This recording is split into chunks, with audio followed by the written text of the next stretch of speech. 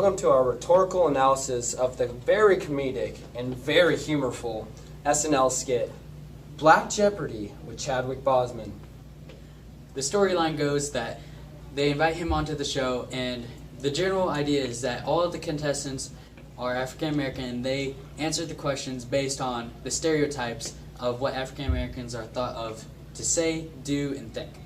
Chadwick quickly blows up this idea with answering each question incorrectly more and more as the game goes on, which eventually leads him to understanding what they want him to say and getting the last question exactly perfect. Yet the main goal of the skit is to show that not all African Americans talk, think, or act the same way, and just because someone falls into a stereotype doesn't mean that you can generalize that all people of a general idea fit under that stereotype. But also, Chadwick is playing his popular character, Black Panther, from the Marvel Universe, who, Black Panther is a black man who grew up in the country of Wakanda, which is basically an advanced America with very high technology and very little crime rates, unlike the very culture-filled, stereotypical America with crime-ridden black people. Enjoy. Welcome to the first clip analysis of the SNL skit Black Jeopardy with Chadwick Boseman / Black Panther. The first topic, or first clip thing, is about like the topics like on the show. Like they have to guess these questions. They're all specifically chosen to be about like black culture and black stereotypes. Like the way they talk, it's not the most proper of English and grammar.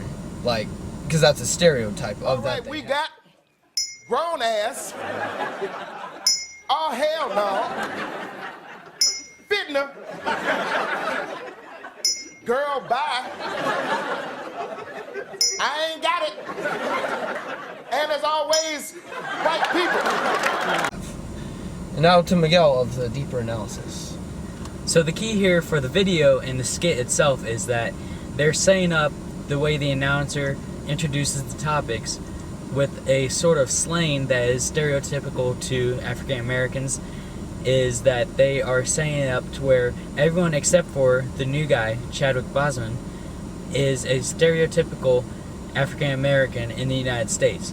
While he's there to break down the racial segregation that exists in the United States, which is simulated by the contestants and the announcer himself, and they set it up to where everyone but him is a part of the majority of the stereotype. But he's there to show that not all African Americans act, talk, and think the same way. Now we're on to topic 2, which is fitna. And the question is, they finna take prayer out of school, and then the recipient answers, they wonder why all the kids are pregnant. Okay, the answer, they finna take prayer out of school. Shanice. What is, they wonder why everybody pregnant? Yes. Bad things happen when you kick Jesus out your house. That's right. This goes into deeper analysis because it's black people are stereotypically more religious than the white person.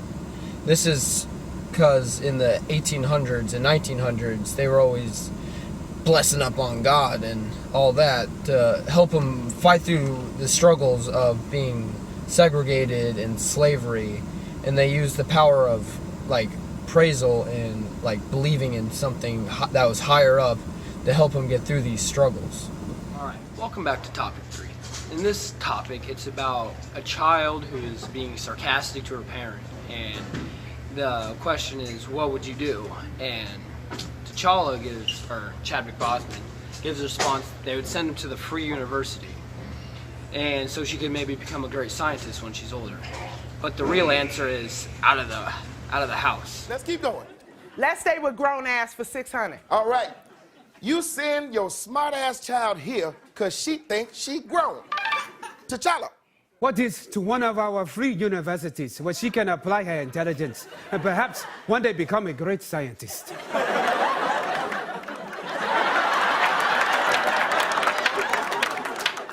Okay, well, the answer we was looking for was out my damn house. So what's really going on is there's a difference in culture that's happening between Chadwick and the rest of the cast. Whenever he thinks that they aren't being sarcastic and they think they're being real, that she's really smart genuinely, but in reality she's just being sarcastic. And so he decided to go with the literal answer of what his people would do, which is send them to a free university. When you're done, don't forget to put your table. Story for Black Jeopardy is white people, which is a topic where they basically discuss the general stereotypes of white people. And in this episode, they talk about Karen bringing a salad to your house. And he, instead of immediately answering like his culture would say, he starts thinking and asks questions like, why is she doing this? What's the point of this? And eventually leads him to giving the answer that the judge was looking for, which is, don't bring it, basically. I'm ready. Let's go to white people for 400. Okay, let's try it. Your friend Karen brings her potato salad to your cookout. Uh-oh, T'Challa. I think I'm getting the hang of this. Before I answer, a few questions. This woman, Karen, she is Caucasian, eh? Yes. And she has her own recipe for potato salad, eh? Yeah. Ah, I understand. It is noble that she would volunteer to cook for everyone. And although I have never had potato salad, Of course. I sense that this white woman does not season her food. That's right. And if she does, it is only with a tiny bit of salt. That's exactly right. Yeah. And no paprika. No paprika, no. And she will probably add something unnecessary like raisins. I know, right? So something tells me that I should say, Say it. oh, hell nah, Karen. Keep your brand ass potato salad to yourself. And so this is showing that even though they have the same skin color and they look the same, they don't act the same, they don't think the same, and it's a stereotype that they want to break down. And so it leads them into wanting to show the audience through this great storyline that even though everyone looks the same, they don't act the same. And so the stereotype immediately gets broken down by showing that even though they're from different cultures, they can still come up with the same idea based on what they're thinking about. Thanks for watching our rhetorical analysis from up high in the sky. Bye.